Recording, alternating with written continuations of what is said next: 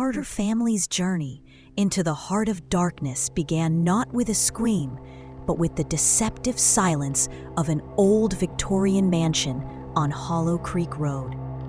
What unfolded within its ivy-choked walls was not merely a haunting, but a visceral unraveling of a century-old curse. A tale where the past devoured the present and innocence became a conduit for vengeance. This essay explores the layers of terror embedded in the Carter family's ordeal, weaving themes of familial sacrifice, psychological decay, and the inescapable grip of history. The allure of the unknown. The mansion, known locally as the Widow's Watch, stood as a monument to forgotten tragedies. Its turrets clawed at the overcast sky, and its windows, shattered and veiled by grime, reflected the Carter family's naivety. Mark, a pragmatic architect, saw potential in its decaying grandeur. Sarah, a historian, sensed unease but dismissed it as superstition. Their children, Lily and Ethan, viewed the house as a playground, unaware of the eyes watching from the shadows. The family's arrival was met with hostility from the townsfolk. Mrs. Greer, an elderly neighbor, spat warnings like curses. "That house eats souls. The Voss boys still hungry." Her words were dismissed, but the children felt the weight of the mansion's gaze. Lily's discovery of a cracked porcelain doll in the garden, its single glass eye gleaming with malice, marked the first crack in their reality. That night, the house stirred.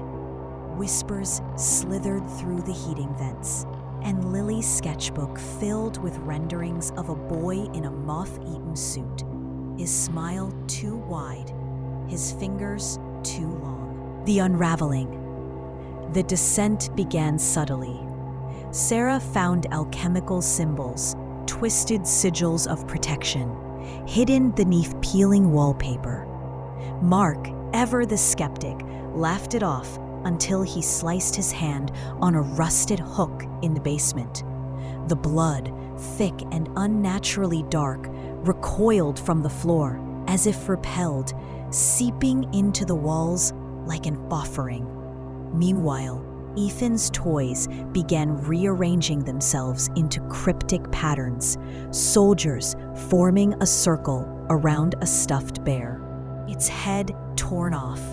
The locked room on the third floor became an obsession. Its door, scarred by claw marks, rattled at night, as though something inside begged for release.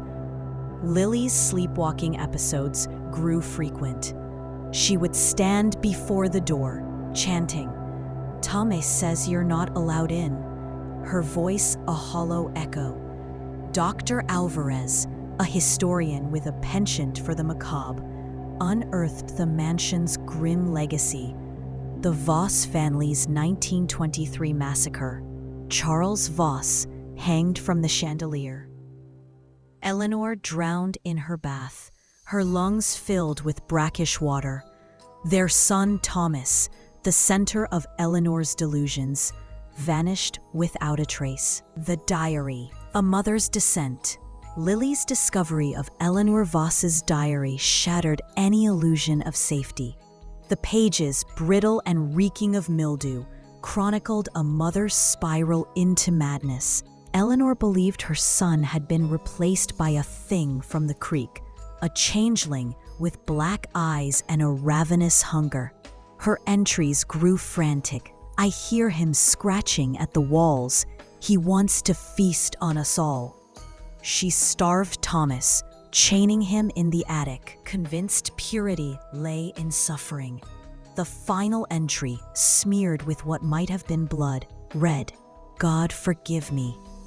I hear him laughing." Sarah, cross-referencing the diary with blueprints, discovered a hidden chamber behind Lily's bedroom wall. Inside, shackles and a child's bones, small, fragile, and unmistakably human, lay beneath a layer of ash. The house, it seemed, had always hungered. Mirrors and madness. Mark's nightmares began innocuously, visions of a boy begging for breadcrumbs. But reality warped when he glimpsed the eyeless face in the bathroom mirror, its jaw unhinged in a silent scream. The family dog, Max, vanished after a frenzied barking fit, security footage revealing his body dragged into the basement by an unseen force. Sarah, clutching the baby monitor, heard a voice that was not Ethan's. "Mommy, I'm cold. Let me out." Ethan's crayon drawings grew disturbing. His depiction of the hungry boy showed a child with a distended stomach, nails protruding from his gums. Sarah's research led her to Father Byrne, a priest who had tried and failed to exorcise the house in 1947. His journal, buried in the town archives, spoke of a spirit rooted in betrayal, sustained by rage. The Nursery of Nightmares. The padlock on the third-floor room fell away like rotten fruit. Inside, the nursery was a time capsule of horror. A crib lined with soiled rags, stuffed animals with their scenes split open, and shackles bolted to the floorboards. The walls bore tally marks, hundreds of them, as if counting down to an unspeakable event. When Sarah touched a music box, its discordant lullaby summoned a force that slammed the door shut, trapping her. Outside, something scraped the wood, its breath hot and rancid. Mark, desperate, found a crawl space filled with bones. Were they animal? Human? The answer lay in Lily's sketchbook, which now depicted Sarah screaming in the attic, her face half melted. Rituals and ruin. Dr. Alvarez traced the house's symbols to Liber Tenebris, a 17th century grimoire. Eleanor's ritual to bind Thomas's spirit had backfired, requiring a living sacrifice she could not provide. Meanwhile, Lily's sleepwalking escalated. She carved "Let him in" into her arms, her voice a guttural snarl. Flashbacks revealed Thomas's final days, chained in the attic, his ribs protruding, lapping rainwater from a cracked bowl.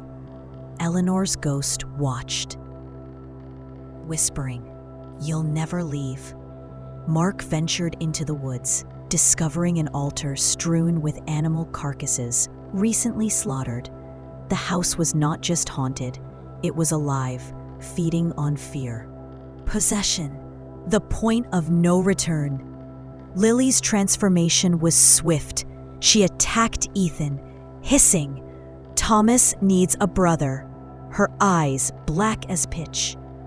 The walls bled a viscous sludge, and temperatures plunged. Sarah found her levitating above the bed, reciting Latin verses from Eleanor's diary.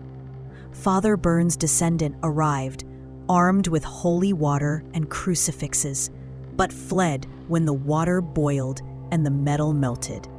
Ethan vanished, his voice echoing from the walls. "I'm in the dark place!" Thomas materialized fully, a skeletal child with elongated fingers, his stomach swollen from decades of starvation. The labyrinth of shadows. The house warped into a maze of endless corridors and inverted staircases. Mark, lured by Ethan's cries, was dragged into a coal chute by black tendrils. Sarah discovered a VHS tape in the attic, its grainy footage showing past families, their faces frozen in terror, chanting, "He hates the light." UV light revealed hidden pleas. "The only way out is to feed him." Lily, now more specter than child, crawled across ceilings, her milk-white eyes unblinking. Sarah pried open the nursery wall, finding Thomas's skeleton curled in a fetal position, bricks mortared around him. Sacrifice and survival. The curse demanded a trade, a life for a life. Sarah prepared to die for Lily, but Thomas wanted Ethan, a brother, to share his eternal hunger. In a climactic ritual, Sarah reversed Eleanor's spell, reflecting sunlight through antique mirrors. The nursery ignited, flames devouring the walls as Sarah pulled Ethan from the darkness. But Lily was gone. Forever home, the cycle continues. 6 months later, the Carters lived in a sterile apartment, their trauma buried but unhealed. Ethan sleepwalked, sketching the mansion and whispering to empty corners. Sarah found Lily's hair ribbon in his toy box, a relic they'd left behind. The final scene revealed the rebuilt mansion, pristine and inviting. Lily stood in the attic, her eyes void, clasping Thomas's hand. The screen faded to black with a warning. Some doors should never be opened. In a post-credits sting, a real estate agent with blackened eyes greeted a new family. "It's got great bones," she smiled, her voice harmonizing with the whispers in the walls. Conclusion: The Whispering Walls is more than a ghost story. It is a meditation on the cyclical nature of trauma. The mansion, a living entity, thrives on the innocence it corrupts, ensuring its curse outlives each generation. The Carters' escape was an illusion, a temporary reprieve in a saga where the house always wins. Horror here is not a fleeting jump scare, but a suffocating truth. Some sins cannot be buried, and some hungers are never sated.